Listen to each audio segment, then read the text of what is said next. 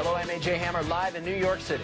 And I'm Brooke Anderson, live in Hollywood. AJ, it's been incredible, pretty hard to believe, actually, the response we got today to the incredible story Showbiz Tonight broke last night. Actor Charlie Sheen's startling claims that the government may be covering up what really happened on September 11th. So many emails coming in. We've been really overwhelmed today. Between the emails, the blogs, the websites, everybody is writing and talking about it. Charlie Sheen made the comments during a hard-to-believe interview on a radio show. And don't move, because in just a moment, the host of the radio show, the guy who actually spoke with Sheen, is going to join me live here on Showbiz Tonight. But first, let's get you up to speed on the latest developments.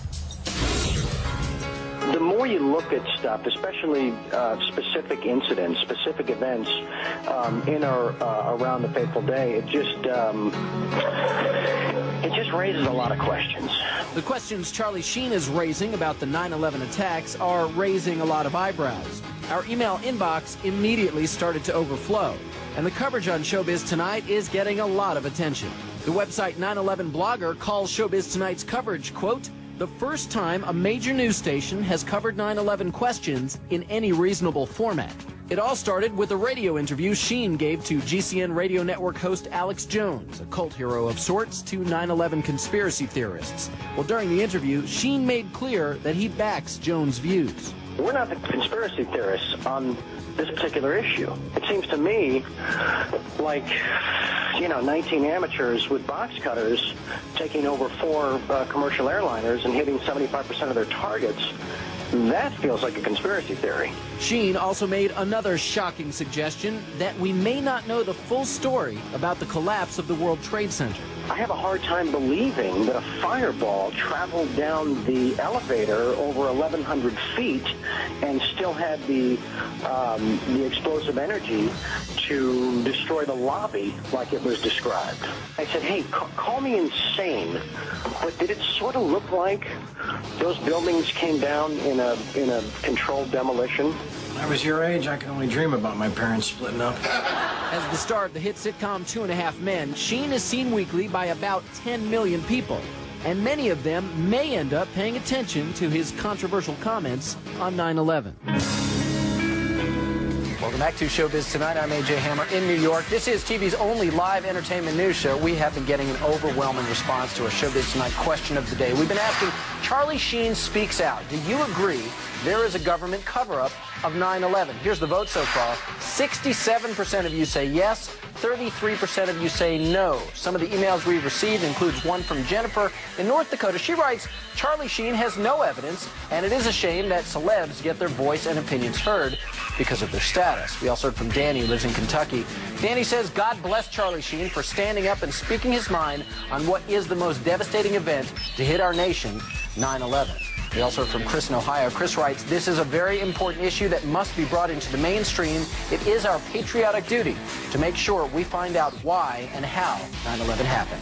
We were talking about Charlie Sheen and all the comments, and I just have to get your take. I mean, you seem a little blown away that he would come forward. Well, it's impressive. I mean, it's impressive for somebody in any kind of high-profile position to challenge the government when you're getting average people, slandered for any kind of opposition. Would you ever do something like that? I probably wouldn't. I usually keep my politics to private conversations, but I appreciate the fact that he's prepared and coming out and saying this is something. And I like that he says, if you want to investigate anything, investigate the facts. Don't try and turn it around on me, which is what's been happening so much with this administration. Anybody who challenges anything with a reasonable challenge gets slandered and criticized for opposing. What do you make of an actor of his stature coming out publicly like that? I think he's a brave man to even question this aloud in an environment where people have been saying that anyone who questions the government is a traitor.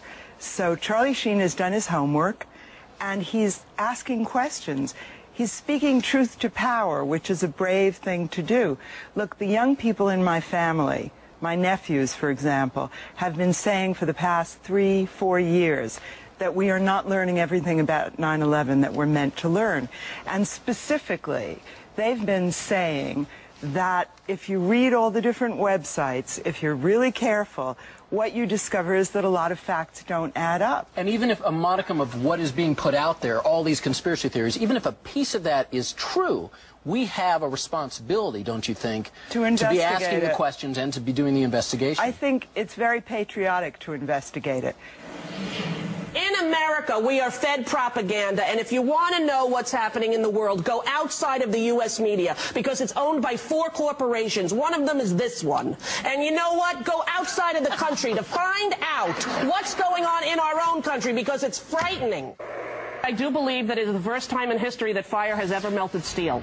I do believe that it defies physics for the World Trade Center Tower 7, Building 7, which collapsed in on itself. It is impossible for a building to fall the way it fell without explosives being involved. World Trade Center 7. World Trader 1 and 2 got hit by planes. 7, miraculously, the first time in history, steel was melted by fire. It is physically impossible. And who do you think is responsible for that? I have no idea. But to say that we don't know that it imploded and it was an implosion and a demolition is beyond ignorant. Look at the films. Get a physics expert here from Yale, from Harvard. Pick the school. It defies reason. Let's get one. Let's get one, because that I would do it. is the unthinkable.